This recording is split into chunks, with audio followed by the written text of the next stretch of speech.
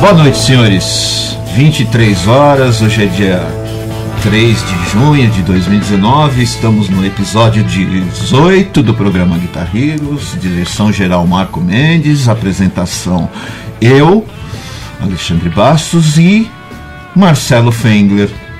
Eu. Dividindo as apresentações. Hoje nós vamos falar de guitarra country. Country? Country.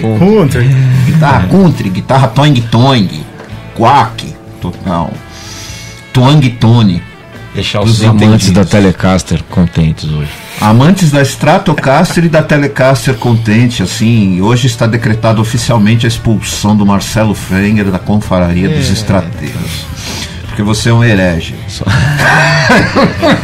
Viva o single coil. Viva o single coil sempre. O single coil produz o ruído bzzz, mas eu gosto. Você não, Marcelo. Eu gosto também. É que nem fã, eu gosto com os outros tocando. Guto Vig é o nosso convidado de honra hoje. Hoje nós vamos falar de guitarra country, Telecasters, nerdices na pedalboard. Tem um fã seu, sabia? Aquelas engenhocas que esticam cordas, né? É um fã seu. César Rick Mendes é um fã seu da sua... Eu sou fã do César também. Vi um vídeo dele tocando mandolin esses dias, mandando ver. Legal, né, bicho? Muito bom. A gente é seu fã também, eu sou seu fã. Opa! Do Toing Toing. Ele usa Strig Bender, viu, Marcelo? Então, queremos falar sobre essas engenhocas malucas aí. A agenda da semana, né? Rock Tal Trio, dia 4, mais conhecido como terça-feira, no Taberna Shopwagen. Dia 6, em Santos, tem o G3 de Santos com Milton Medusa, Mauro Hector e mais um cara que eu esqueci o nome, pra variar, desculpa. Sexta-feira tem Tatiana Pará tocando ao vivo num bar em Ipiranga, eu acho que é Steel Bar. Se eu errei, desculpa. Steel Bar em Moema. Ipiranga deve ser o Quina. Eu não sei, cara. Vai estar tocando com Cláudio Morgado, Sérgio de la Mônica e aí Holland nos teclados, seu instrumental ao vivo, enfim, tem bastante coisa aí. Mais informações na agenda, procure-nos nos nossos perfis do Facebook, que a gente está sempre divulgando. Bom, agora vamos parar de palhaçada, não que não tenha. Guto Vig, obrigado mais uma vez por você ter aceito o convite de falar de guitarra country. Imagina, eu que agradeço. De me ajudar a expulsar esse ser da confraria dos single coils. Sou fã do programa, assisti todos. Obrigado, a gente é fã de você também. Acho a iniciativa louvável, assim, a gente precisa de gente gerando material legal do nosso universo de guitarra, né? Muito além do country, mas no universo de guitarra em si. Então eu acho louvável a iniciativa de vocês aí. Vida longa. Nosso instrumento que está tão machucado ultimamente, né? Guto, como é que começou a sua carreira, esse lance da guitarra country, formação e influências? Tá, bom, a guitarra country chegou meio tarde, assim, eu gostaria de ter descoberto ela um pouco antes da minha jornada guitarrística. Eu comecei a tocar guitarra com 14 anos. De professores formais que eu tive, eu comecei a tocar com o Michel Perrier. Foi o cara que me ensinou a segurar uma palheta. Morava perto de casa, foi totalmente acidental, mas eu precisava de um professor, ganhei uma guitarra e eu fui lá estudar 1 ano e pouco com o Michel, que foi super legal, assim, me abriu a cabeça. Na época eu era molequinho, eu lembro que eu cheguei lá ouvindo falar de Malmsteen, que eu não sabia quem era, me ensinou a música do Metallica, que eu não sabia que banda era. Era meio ET. Mas enfim, o Michel foi o cara que me botou, me deu os primeiros passos. De professor, depois eu passei 1 ano, eu mirei no blues muito cedo. Eu gosto muito de blues. Eu estudei mais 1 ano com o Deck Stallman, um pouco mais tarde na vida. Nesse meio tempo, entre os dois, uma coisa que para mim foi uma formação bem importante também, eu trabalhava do lado do Sesc Vila Mariana. E teve uma época que o Sesc Vila Mariana oferecia um troço de workshops que você fazia uma inscrição, era um negócio durante uma semana. Você fazia um curso com os caras terça, quarta e quinta, tinha um show deles na sexta e um ensaio aberto que você tocava com eles no sábado, na hora do almoço.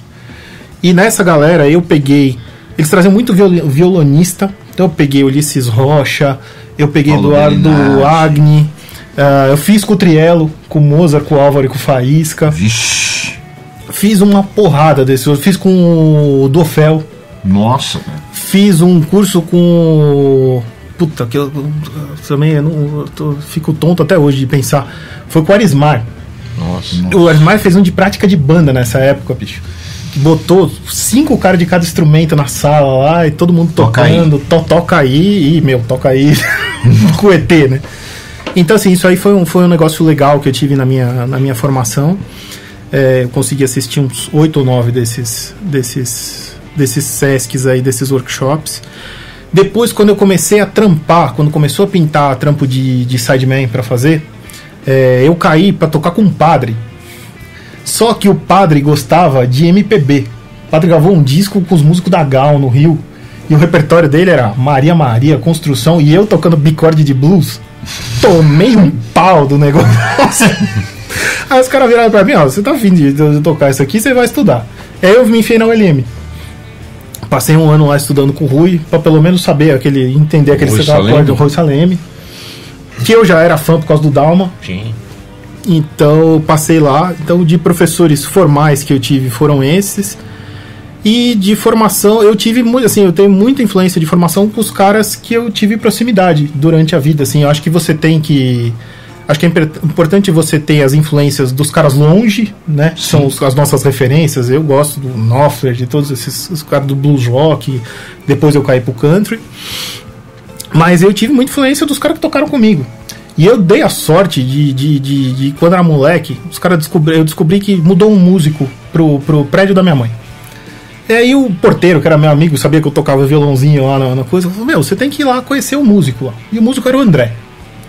E aí eu subi lá, o cabeludo louco lá, falei, você é músico? Eu também sou, toco guitarra. Ele, entra aí, não sei o que lá. E eu virei meu amigo do cara.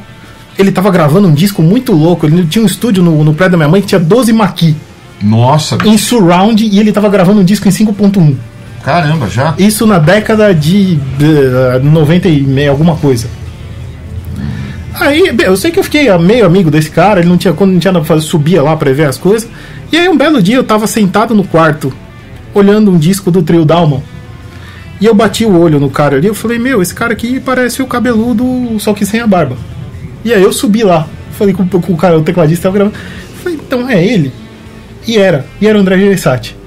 E eu tive a oportunidade de ser vizinho e conviver com o André uns 3 ou 4 anos, pelo menos aí. Ele produziu o disco da minha banda autoral na época. Tem uma banda autoral, tem solo do André de guitarra nesse disco.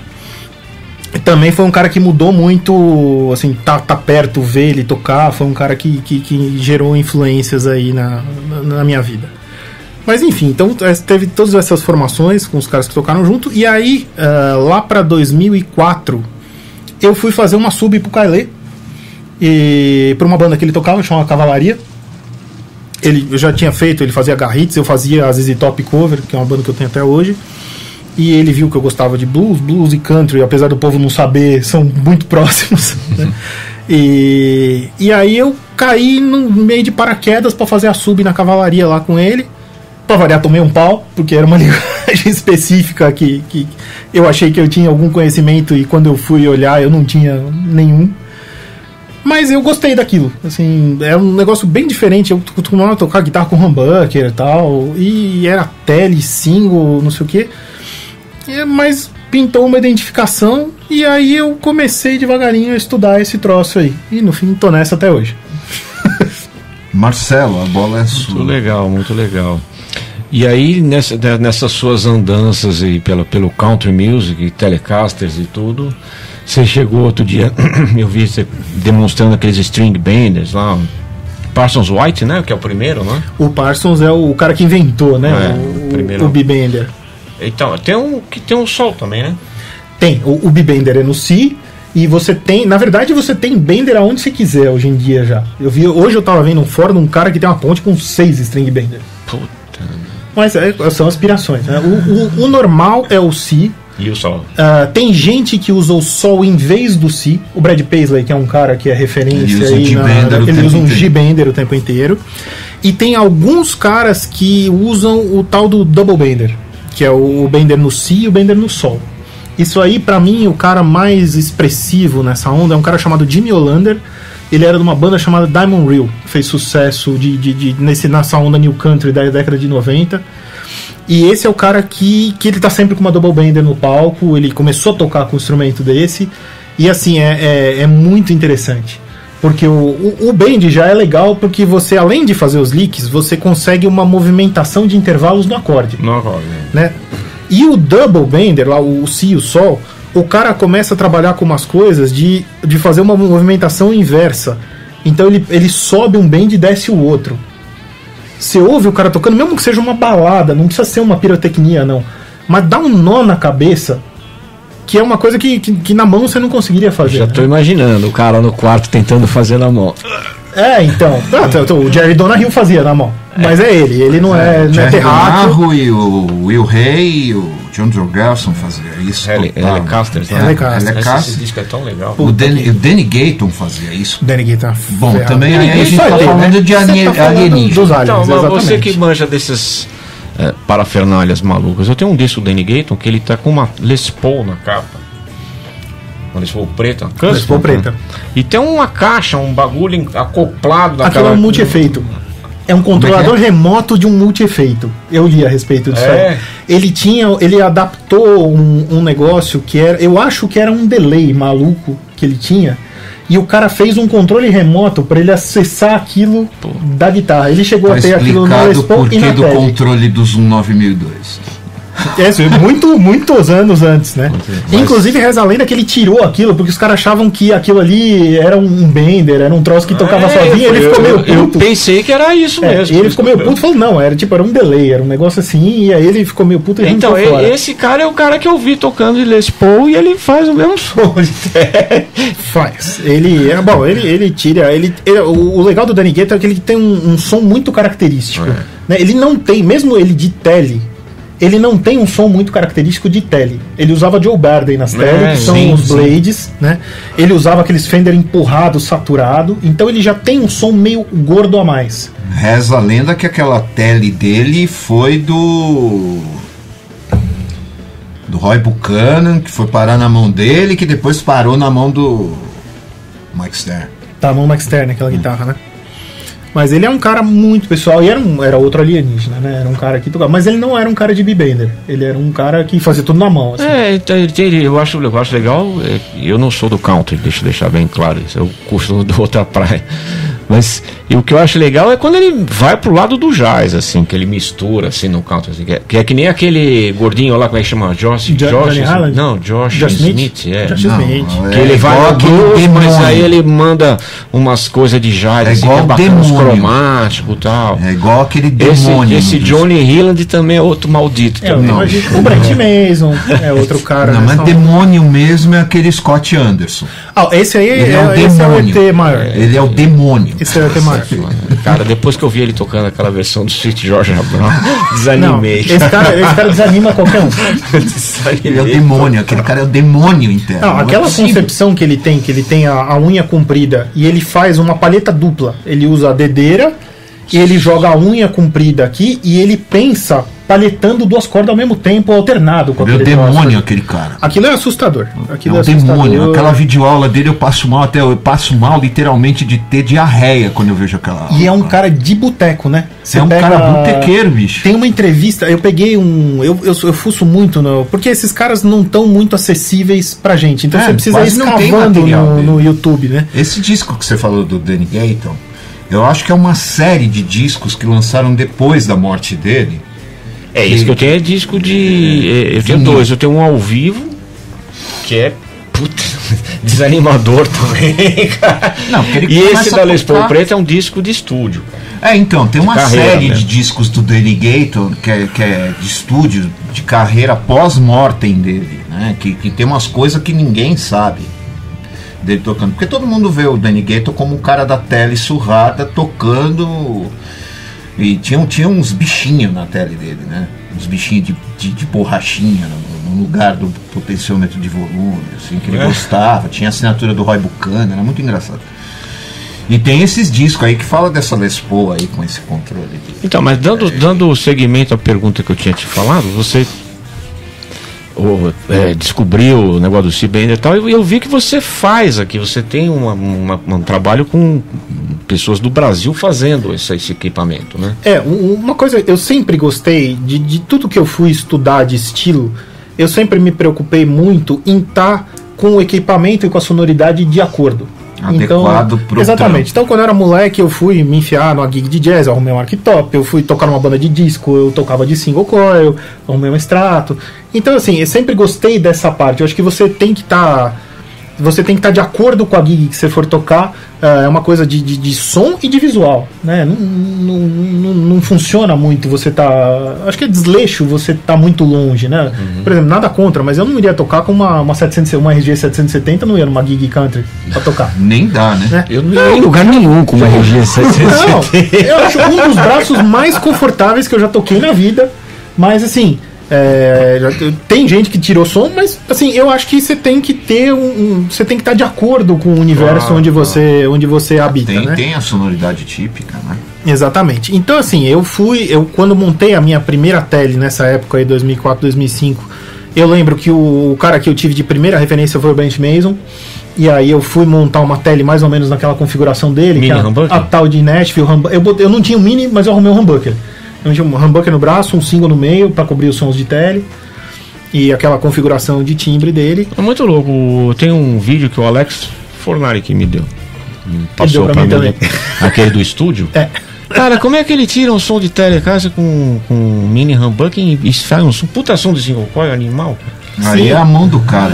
Não, mas assim, ele explica aquela guitarra lá, é porque na época ele tinha grana para ter um instrumento bom e ele era um cara de estúdio. Então ele precisava de um instrumento que no braço cobrisse o som de jazz, porque para eles lá você precisa cobrir jazz, blues. Ele é um baita de um guitarrista de jazz, essa onda de western swing. Então o cara bota um humbucker no braço para cobrir o jazz. Ele tem o singlezão na ponte que você vai cobrir as coisas de twang. E ele botou o single no meio para você cobrir as coisas de extrato. Então era uma ferramenta, e assim, ainda é a ferramenta principal, apesar dele ter uma porrada de guitarra, é a ferramenta principal dele até hoje, né? Então, é uma tele meio prateada. Assim. Ela não tem primer. Era uma Vale Arts, não era? Não, a Vale Arts foi uma série dele que ele fez, baseada naquela guitarra. Aquela é uma Fender 68 que ele conseguiu quando ele entrou na gig do Don Kelly nos anos 80. É uma Fender mesmo, na época que elas não valiam coisa nenhuma. Eles compraram duas num dia, inclusive ele comprou da outra cor, testou com o Don Kelly na gig. Don Kelly, pra quem não sabe, é o cara que tem uma banda que roda há 40 anos, uma banda de boteco em Nashville, que é tipo o Alcatraz do country. Sim. Todos os caras ferrados do country passaram por lá. Então você quer ter uma referência, quer estudar guitarrista de country, bota Don Kelly Band, descobre quem tocou lá e vai estudar o cara, porque não teve guitarra bobo que tocou lá. Todos os caras são ETs. Mas então a Fender do Brent Mason surgiu nessa época e virou o instrumento. Ela é pintada com primer de carro. Nossa. Que ele ia refazer a pintura, mas ele gostou da guitarra, achou que soava bem, não quis mexer. Não tô com coisa até hoje. Então eu, quando comecei a tocar country, eu tive isso aí como primeira referência. Eu montei uma guitarra baseada na tele dele. Pintada com primer também. Não, aí já não precisou. Mas e aí eu sempre gostei dessa, eu sempre rodei lâmpada com equipe, né? E eu gosto muito dessas coisas específicas de cada linguagem. Então, no meio do caminho lá que eu estava estudando, eu descobri instrumentos particulares muito interessantes, uma guitarra barítona, por exemplo. É um instrumento legal, que eles pouco usam em palco, mas que eles usam muito em gravação no country. Aqueles riff meio malvadão, meio country rock, tudo afinado em grave, assim. Então, foi um instrumento. E assim. Qual que é a afinação de uma guitarra barítono para a galera que está ouvindo que não sabe como é? Ela tem o mesmo intervalo de cordas de uma guitarra normal, só que ela sai de um cisão. Tá. Então ela tá 2,5 tons de uma guitarra normal. O cisão igual aquela na mesma pegada da guitarra de 7 cordas. Exatamente. É um cisão é a mesma nota. Só que a barítona, ela tem uma escala mais comprida, então você usa um encordamento mais pesado, ela soa mais equilibrada, né? E você toca ela exatamente como uma guitarra, só que você transpõe 2,5 tons para baixo. Então é um instrumento imediato de você pegar, você só precisa fazer a transposição. Mas ele é fácil, ele é um som um pouco mais duro, corda mais pesada, e tem um som muito legal aquilo ali. Então eu descobri a guitarra barítona, e eu descobri nesse meio do caminho, comecei a ouvir os caras, e eu descobri, mesmo na do Brent, eu descobri que tinha um B-Bender na guitarra dele. Só que assim, aqui no Brasil, eu lembro que quando eu descobri, eu fui procurar, e pô, você comprar uma Fender B-Bender usada aqui, era 8, 9 pau. E é difícil de achar também. São raras quando aparecem, e quando aparece custa uma nota preta. Então, é a mesma coisa, barítono, assim, você tem até um pouco mais barato, mas assim, é difícil, não pinta muito. Então, como eu tinha na época, eu fui 8 ou 9 anos parceiro de uma empresa chamada Loud Luthieria, Loud Custom Shop Guitars, que os caras gostavam de inventar moda, eu comecei a tentar fazer a tentar cobrir esses gaps de instrumento que eu queria. Então, com o B-Bender, tinha um amigo meu, tem ainda um amigo meu chamado Sebastião Novaes, que ele constrói pedal steel aqui no Brasil. Né, que é a tal da máquina de costura lá, guitarra. É uma loucura. É uma piração, é uma guitarra havaiana que você. O Adair tem uma que tem essas. Sim, o Adair é uma referência disso aí aqui no Brasil. Ele é foda. Ele tem várias, ele também tem uma fábrica de pedal steel hoje em dia aqui no Brasil. E então assim, mas assim, qual que é o lance? O pedal steel, você aciona e você dá o bend na corda via pedal. Então, de certa forma, o mecanismo do pedal steel, a B-Bender foi feita num primeiro momento para simular, entre algumas coisas, a pedal steel. Então, assim, esse cara já tinha a construção do mecanismo. Eu falei, você não quer tentar inventar uma moda? Vamos tentar fazer uma? Aí ele, eu já tava com ideia de fazer isso aí na cabeça, vamos aí. E aí eu peguei uma guitarra, aliás, a minha filosofia de vida, pego uma guitarra barata, um negócio que tinha acesso na mão, vou saber o que vai dar com aquilo aí, se vai dar certo ou não. Joguei na mão dele e saí com um primeiro protótipo, assim, eu sei que teve alguns outros caras que fizeram, teve um cara lá no sul que chegou a fazer um protótipo, mas aqui em São Paulo, que eu saiba, ele foi o primeiro cara a fazer uma B-Bender aqui. Então saiu um primeiro protótipo, eu comecei a usar aquilo ali e na hora que eu peguei, eu pirei. Porque ele te remete, eu gosto dessas coisas assim, como a gente disse que você senta com uma guitarra diferente, ela te remete a tocar outras coisas. Sim. O B-Bender é a mesma história. A primeira coisa que eu consegui, quando eu me entendi com o B-Bender, eu montei um riff que está no meu disco. É um negócio que, assim, por mais que eu até conseguiria fazer esse riff numa guitarra normal, eu jamais pensaria nele se eu não tivesse com a B-Bender na mão. Então eu falei, isso aqui é uma ferramenta que vai me tirar de um lugar comum. É um negócio legal, assim. Então eu pirei aí no lance do B-Bender. Aí deu certo eu apanhei pra caramba, foi o primeiro protótipo aqui. Então o B-Bender tem um monte de complicações mecânicas pra você acertar a tensão de molas. Foi uns 6 meses até me entender. Isso é uma curiosidade, isso é uma curiosidade. Quem toca de extrato sabe que aquela ponte da extrato não afina nunca, né? É só de olhar pra ela já desafina. Aquilo é uma bagunça. A única que eu vi que mantém afinado é o Malmsteen. Eu não sei que diabo que ele faz naquela merda, que ele joga a guitarra no chão, ela não desafina. Mas vamos ao que interessa. O Scott também faz isso. O Scott Henderson também faz isso. Aí eu explico no próximo bloco. Aquele Calvert-Hein explicando como é que ele regula as molas e tal. No próximo bloco eu explico. Mas assim, precisa ter uma tarraxa com trava, alguma coisa assim, para não desafinar e tal? É assim, eu sou suspeito, eu ponho tarraxa com trava em tudo. Eu também, eu sou amante da tarraxa com trava. E assim, é um troço que vai mexer com a afinação, né? Você tá lavando. Então, o medo é esse, né? Porque nem você falou, tem double bender, né? Aí tem um lance que o cara estica uma corda e solta outro, bicho. E isso volta na afinação ou volta lá em Katmandu? Uma coisa muito. Eu passei, por exemplo, eu vou te falar que eu passei uns 6 meses na minha primeira B-Bender tocando com o joelho em cima do monitor do chão, porque eu precisava voltar ela chutando com o joelho pra cima. Senão não voltava, o cizinho não voltava afinado, mas nem a pau, eu voltava buzinando. Mas assim, isso tudo, a coisa principal é a regulagem da tensão de mola da volta. Então você precisa gastar um certo tempo acertando essa tensão de mola, fazendo ela voltar. Aquele procedimento tradicional, passa grafite no nut e tal. Assim, além do procedimento específico da B-Bender, que assim, ela tem um sistema de molas.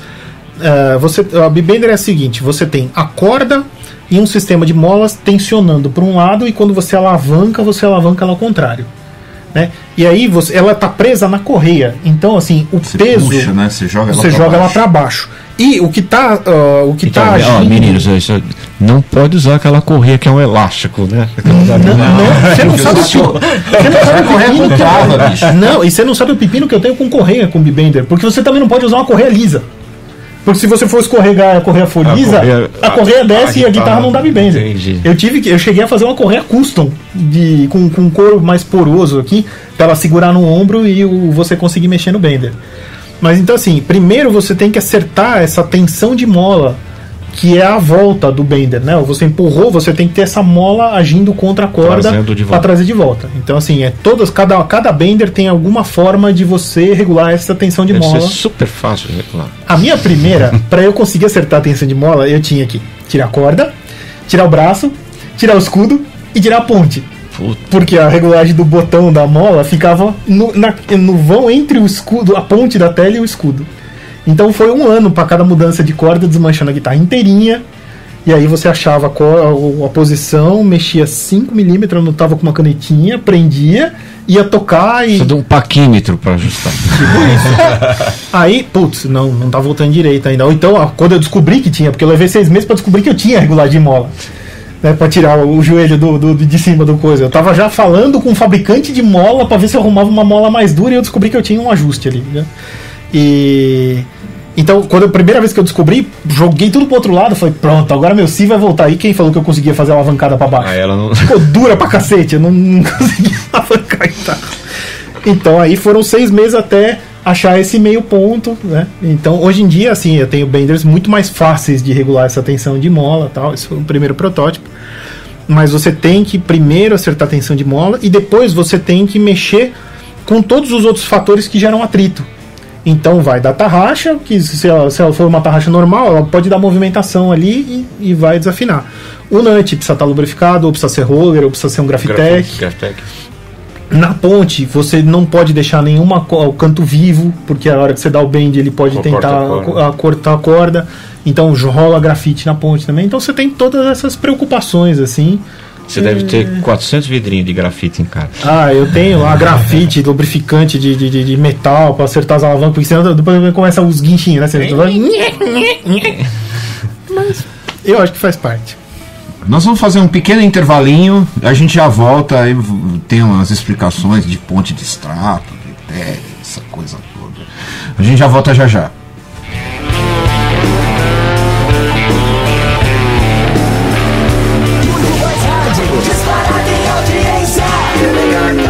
Bom, senhores, estamos de volta para falar um pouco mais de guitarra country, nerdices.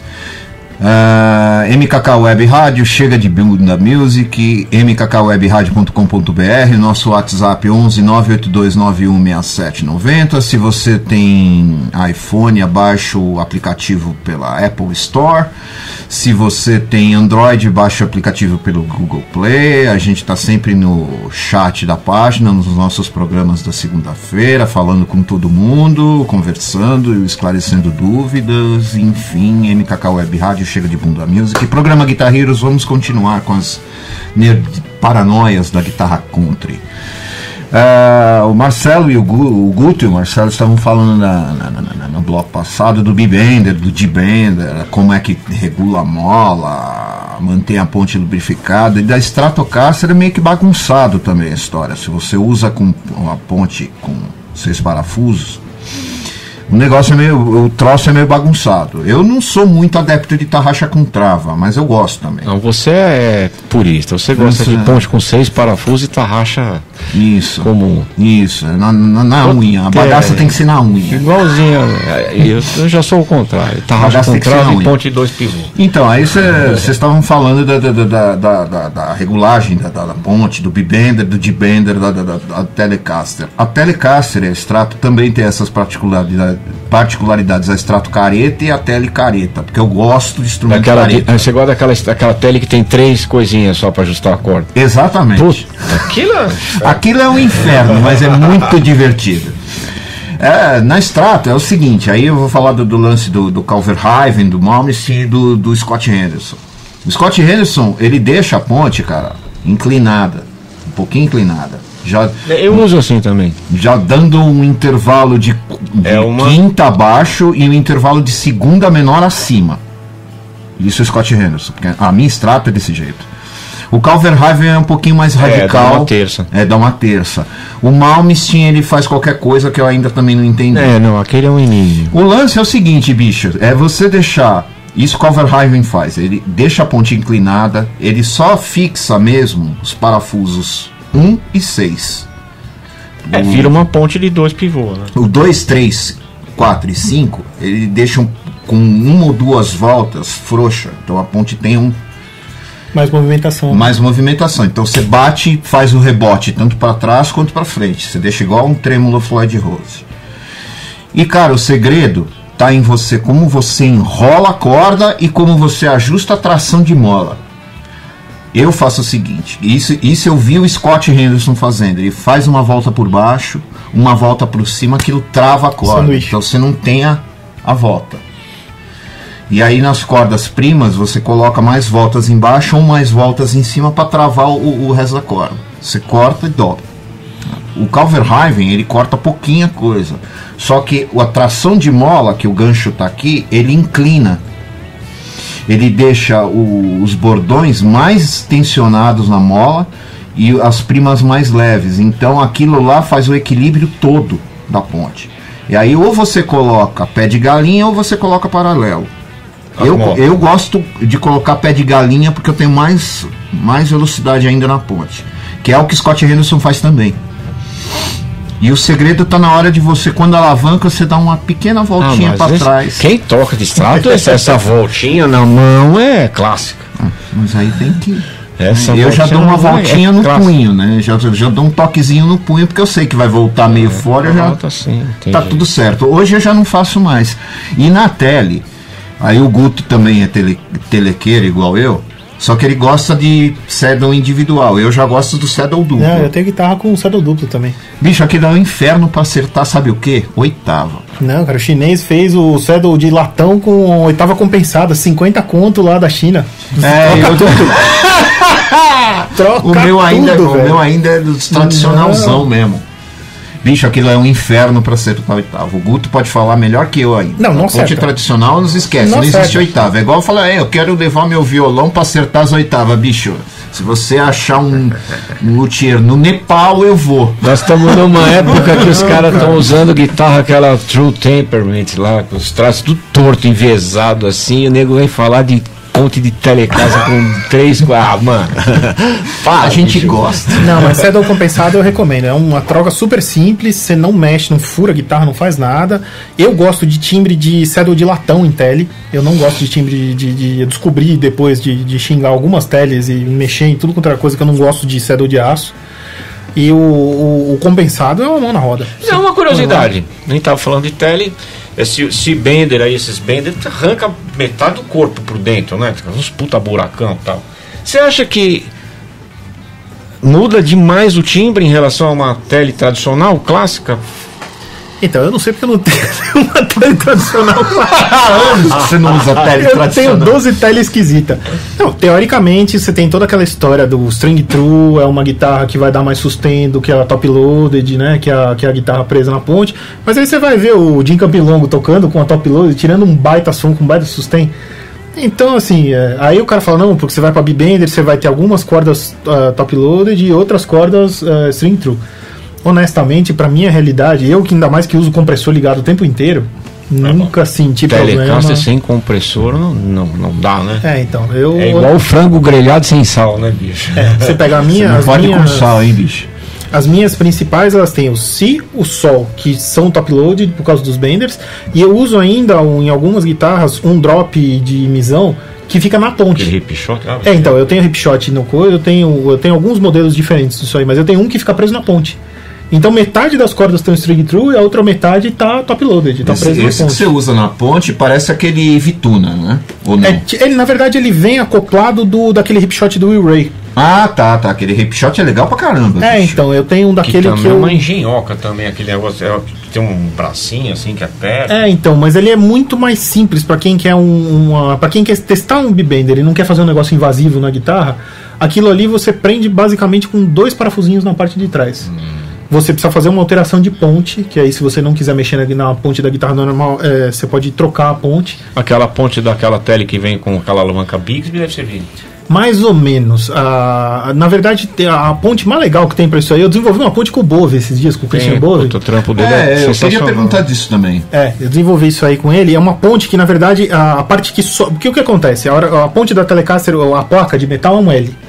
E você, quando tem a corda passando para trás, você precisa abrir um buraco no Lzinho, né? Então, para a corda poder passar.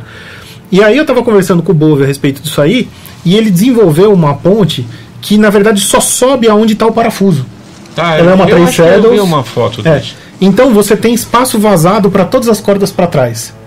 Então você pode botar Bender onde você quiser aquilo, você pode botar uma Bigsby naquilo ali, numa ponte normal, que ela tem a passagem livre. Eu já acho uma heresia colocar Bigsby no Telecaster. Mas o Léo Fender fez isso, né? Eu gosto acho que tem seu uso também. E tem inclusive uma Bigsby que ela funciona como Bender.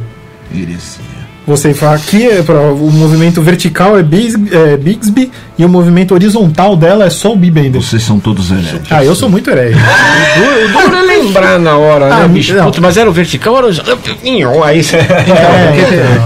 essas coisas são complexas. Piadas à parte, eu sou bem purista, né? Eu sou muito conservador. Você... Mas... Eu sou muito conservador.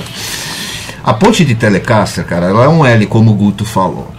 E a ponte tradicional de Telecaster, que são os 3 saddles, cara, ela é por baixo e por trás. Aí eu vou fazer uma pergunta pro Guto. Mesmo sabendo que ele só tem tele herege, eu vou fazer uma pergunta, porque a minha tele é meio herege. Ela não é totalmente herege. Se eu não me recordo, acho que tinha um mini humbucker. Não, tem um Hot Rails. Tem, sim. Nossa, isso é heresia morta. Tá vendo? Mas funciona. Funciona porque tem o split. Eu nunca lembro de usar o split, mas eu matei. Bom, enfim, piadas à parte. O lance de você colocar a corda por trás da ponte da tele muda muito o timbre da tele. Então, é a tal da história do top loaded pro string true. Teoricamente você perde um pouco de corpo e um pouco de sustain. Honestamente, eu acho que isso é pouco perceptível a ouvido nu, assim, vamos dizer assim. Vocês não usam nut de latão, né? Eu só uso nut de latão. Nut de latão, Marcelo? Não, nut dá na frente, não, depende da guitarra. Eu uso nut de grafite. Porque eu uso nut de latão. Eu gosto do nut de latão. Dá um brilho anos 70, bicho. Anos 70 nada, porque o projeto original da Fender não é com nut de latão, é nut de osso. Mas o nut de latão era veio na CBS. Veio na CBS. Tanto é que o Léo Fender saiu vendeu a marca para a CBS porque ele não queria que fizesse o nut de latão e nem o headstock grande. Eu gosto. Eu também. Eu acho que você pode usar todas essas coisas em situações específicas para atingir um timbre. Então, por exemplo, na minha barítona, o nut de latão ficou muito legal, porque a barítona é super grave e aí você vai puxando os brilhos dela, ela vem bem. Numa tele normal de corpo sólido que eu tenho, que já tem muito brilho, eu arranco fora porque eu acho que já é o brilho excessivo. Eu uso o nut para compensar essa equalização.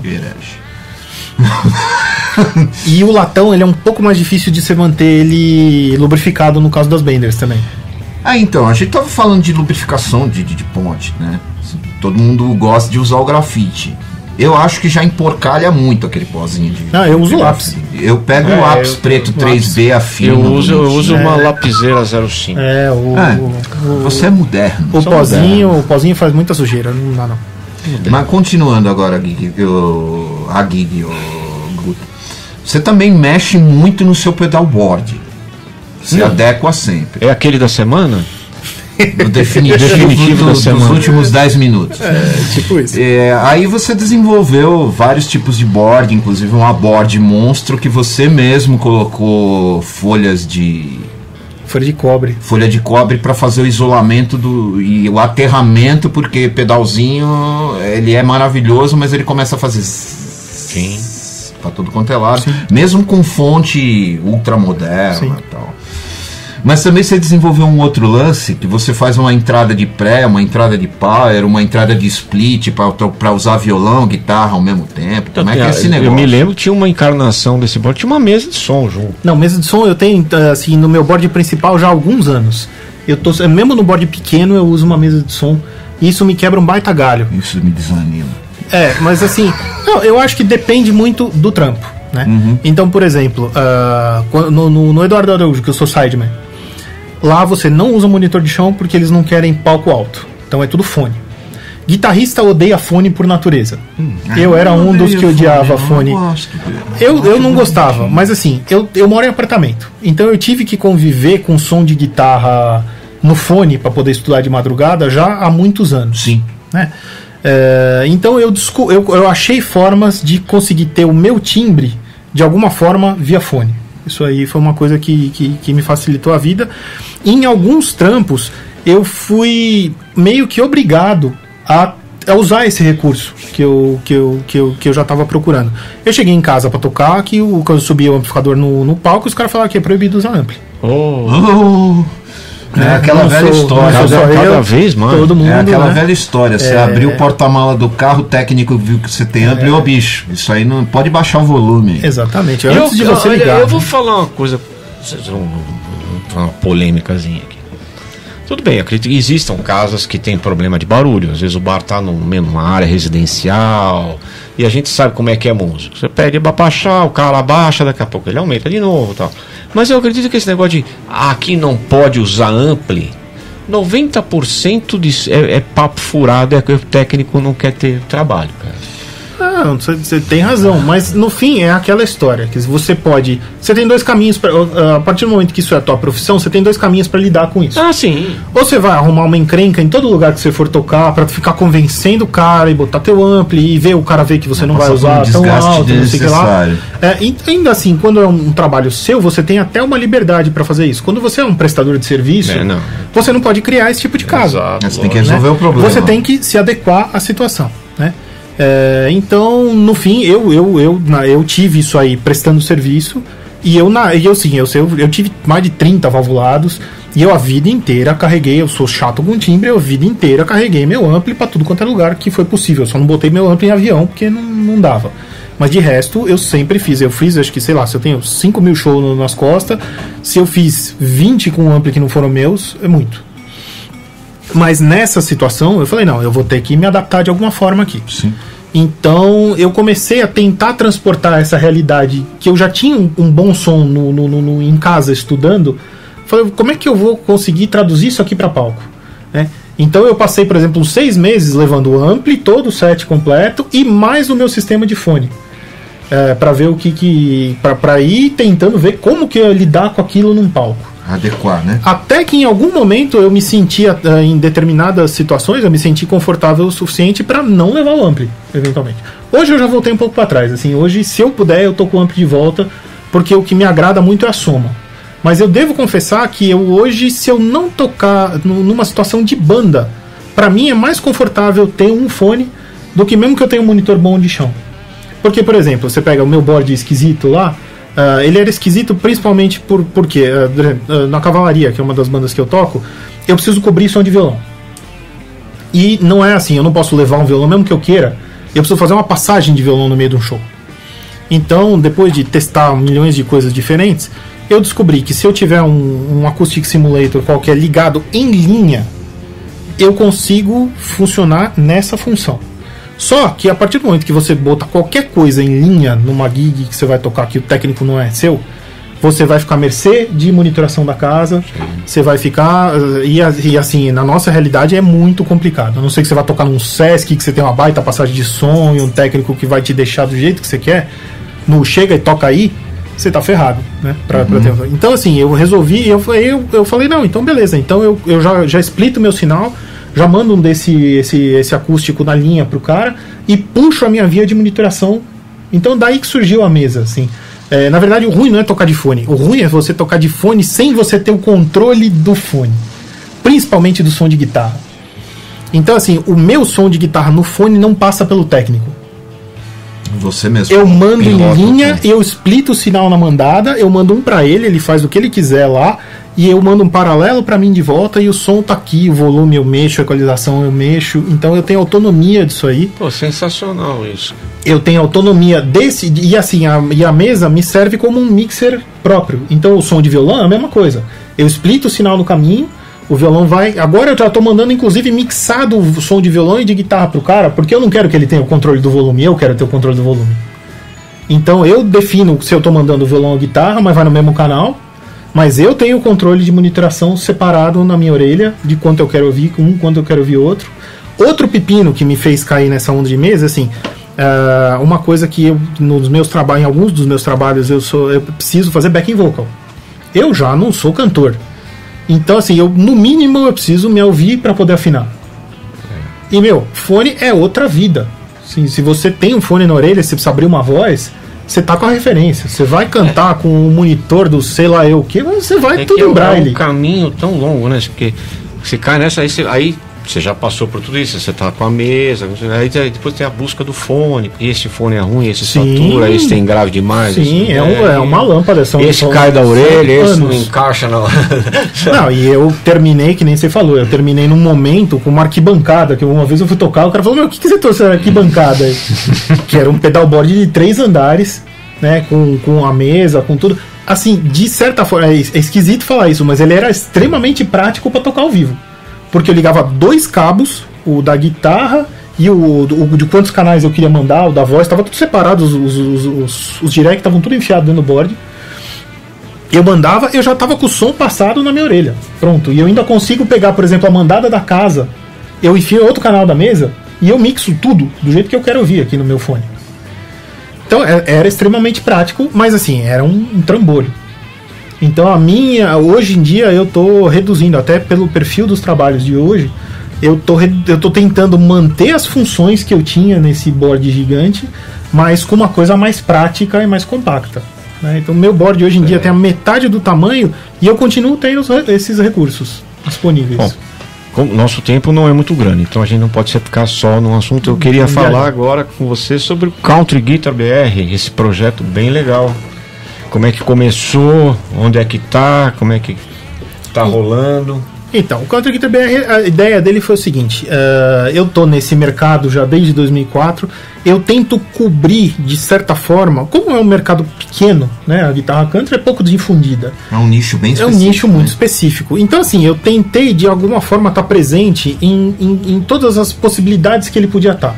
Então, eu cheguei a escrever para algumas revistas, eu tô tocando em banda de New Country, eu fui fazer freelance para artistas que precisariam de um guitarrista de country, então eu tô meio nessa onda. Acabei conhecendo muita gente que gosta do estilo.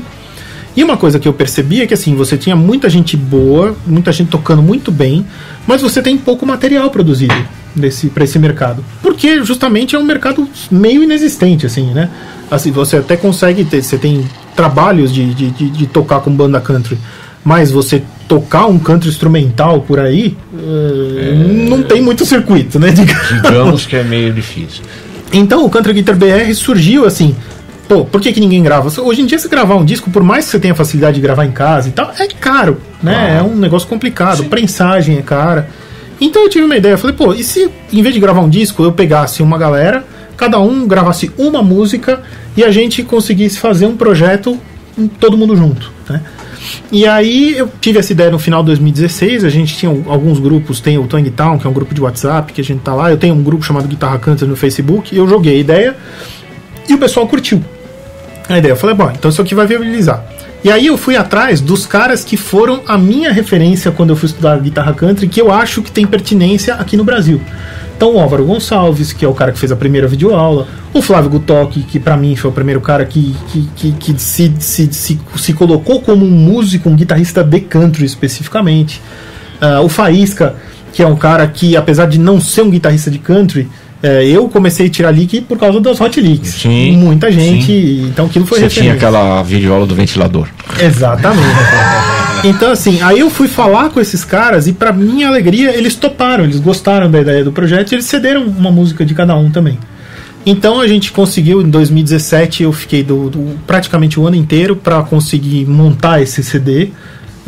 A gente montou, masterizou e nós fizemos um lançamento em setembro de 2017 no Tonton, onde eu consegui trazer boa parte desses caras para tocar ao vivo esse som, né?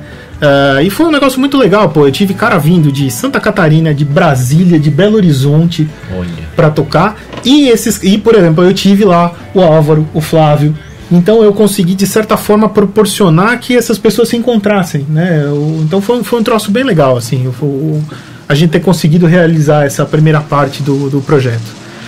E aí a ideia, assim, o conceito do Country Guitar BR é disseminar a guitarra country, né? Difundir a guitarra country. Então, quando eu fiz esse lançamento, eu já fiz um concurso junto, para trazer mais gente para tocar, improvisar, para botar gente para gravar mais música instrumental. Os caras que foram os 3 primeiros colocados desse concurso foram acoplados ao Country Guitar BR. Então hoje o projeto inicial, que eram 20 guitarristas, foram nessa época para 25. E aí anualmente eu faço ações, esses concursos, essas entrevistas e tal, para agregar músicos ao projeto. Então hoje acho que nós já estamos em 26. Tá rolando essa sequência de entrevistas que eu tô fazendo lá no Ao Vivo Lá em Casa, que começou em maio, agora vai até julho. Já tem um concurso vindo junto, com 2 categorias, uma de improviso e outra de música autoral. Muito provavelmente vai subir mais gente pro projeto, né? E aí, devagarinho, a gente vai conseguindo coisas. Então eu tive, por exemplo, quando eu fiz esse lançamento, eu consegui uma cobertura na Guitar Player. Foi a última edição que saiu da Guitar Player, tem uma matéria lá do Country Guitar BR. Eu fechei agora, mês passado, com a Guitar Load. E o Country Guitar BR é responsável pelas colunas de guitarra country da Guitar Load. Legal. Então legal, eu vou ter sim. todos esses caras gerando material para a revista. Então eu vou conseguir difundir a guitarra country na revista, e eu vou conseguir difundir os músicos, porque não fica também um negócio muito puxado nem muito enjoativo. Você vai ter uma coluna diferente de cada cara a cada mês. Então isso é um outro projeto. Eu estou tentando fechar agora uma programação do Country Guitar BR na feira que vai ter em setembro, na Music Show Experience. Não está fechado ainda, mas eu estou tentando ver se a gente tem uma grade de apresentações lá dentro da feira. Então assim, é um projeto pequeno, devagar, mas eu acho que assim, é o caminho que a gente tem com essa nossa realidade dura que nós estamos. Se o meio geral já está duro, você imagina o específico do country, que é pior ainda. Se a gente não juntar força e não tentar fazer coisas conjuntas, não vai para lugar nenhum. Lógico. Né? Então, com isso, eu já consegui uma série de patrocinadores que eram amigos fabricantes meus num primeiro momento, e depois que o pessoal do projeto conseguiu, foi trazendo junto. Então, com isso, nos sorteios, eu já consegui sortear pedal da Furman, pedal da Deep Trip, lap steel da Guerra Guitars. Agora, nesse concurso que está rolando, vai ter cigar box da Pauleira, vai ter jogo de slide customizado da Karasik. Tô fechando uma empresa de corda, Soleil está me mandando uma caixa de corda para ser premiação. Essa corda é legal, cara. É legal pra caramba. Então, assim, não, tem muita coisa. Eu gosto muito de equipamento nacional, eu já tô nessa de tentar trocar meu set há muitos anos. Tem muita gente de qualidade, e além disso, assim, tem muita gente que curtiu a ideia e que tá tentando vir junto, né? Então a Malagoli é um parceiro forte meu, assim, eu tenho captador com eles têm um jogo de captador para ser premiação e tal. Então a gente depende de unir não só unir os músicos, como unir os fabricantes, porque aí com um pouco de esforço de cada um, no fim das contas você consegue fazer um negócio que você sozinho, se fosse fazer um show sozinho, não ia ter um centésimo do alcance que eu tenho de uma iniciativa com todo mundo junto, todo mundo ajudando a divulgar. Eu acho que é a salvação do nosso mercado. Assim. Meio que seria a última pergunta que eu ia fazer, já que o nosso tempo tá praticamente esgotando, e que é a tônica do programa Guitar Hero, sempre foi, né? Antes mesmo dessa temporada nova, e com essa temporada, é tentar unir todo mundo, né?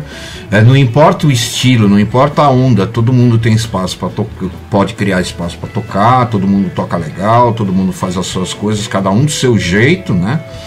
E tentar unir todo mundo, já que o nosso instrumento está tão machucado ultimamente, a gente não está tendo espaço mais para tocar, né? E acho que você já respondeu meio que a história. A união faz a força, né? Ninguém tá querendo empurrar ninguém goela abaixo. Tá todo mundo, se não se juntar, se o cara do country não se juntar com o cara do jazz, se não se juntar com o cara do blues, se não se juntar com o cara do rock, se não se juntar com o cara do funk, se não se juntar com o cara do fusion, acabou, não tem mais nada por aí. Assim, eu acho que a gente... Vai ficar todo mundo tocando em casa. Com certeza.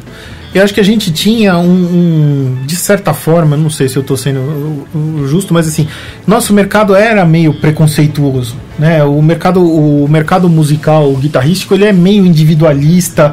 Você tem bairrismos em todas as escalas possíveis. Sim. O guitarrista não gosta do outro cara que toca outra coisa, aí o guitarrista de metal não gosta do cara que toca country, aí você pega os caras do country, esse não gosta daquele. Então, assim, isso é uma filosofia que não vai trazer nada benéfico. Nada, não vai a gente trazer, não tem escolha. Ou a gente junta forças em todas as esferas possíveis, ou então a gente vai ficar sentado reclamando que não tem trabalho, não tem lugar para tocar, não tem nada.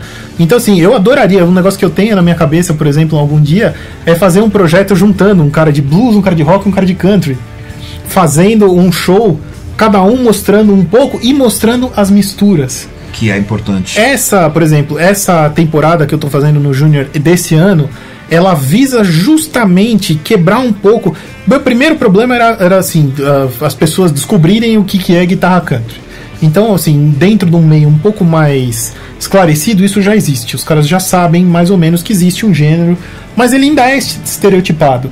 Sim. Então, eu tô trazendo, por exemplo, em cada programa, uma abordagem distinta. Então, eu botei o Álvaro com o Kiko tocando Western Swing, mostrando que você tem o country e o jazz andando juntos. Eu peguei o Matheus lá fora, lá em Nashville, mostrando um country mais puro. Eu trouxe o Márcio Carriel e o Smiley Sanches, que são caras de sideman sertanejo, mostrando aonde você aplica isso nessa realidade. Eu fiz um programa semana passada com o Alexandre da Mata, que é um cara de blues, que usa country no fraseado de blues. Exatamente. Então a ideia é isso, é ir quebrando esses estereótipos e mostrando que você pode estudar a técnica para aplicar ela em outros estilos. Sim, sem dúvida. Que é o que a gente tava falando dos gringos. Você pega o Brent Mason, você pega o Highland, você pega o outro que nós estamos falando aqui, Scott Anderson. Todos esses caras dominam esses estilos e permeiam por eles a mistura disso aí. O meu disco instrumental, o Chicken Alive and Picking, que saiu o ano passado, ele é exatamente isso aí. Eu tinha um monte de composições de coisas que eu fui estudando durante a vida, mas que puxavam cada uma para um estilo, alguma coisa assim, e que eu nunca achei uma unidade. A hora que eu me acertei com a sonoridade, com o fraseado do country, eu falei, o que vai juntar o disco é isso aqui.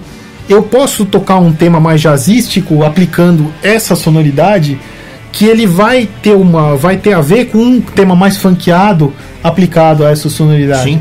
Né? Então eu bato nesse circuito aí. Bom, gente, mais uma vez, obrigado, Guto, por ter participado com a gente aqui. Programa Guitar Heroes. Semana que vem tem um próximo convidado. Grande abraço e até a próxima.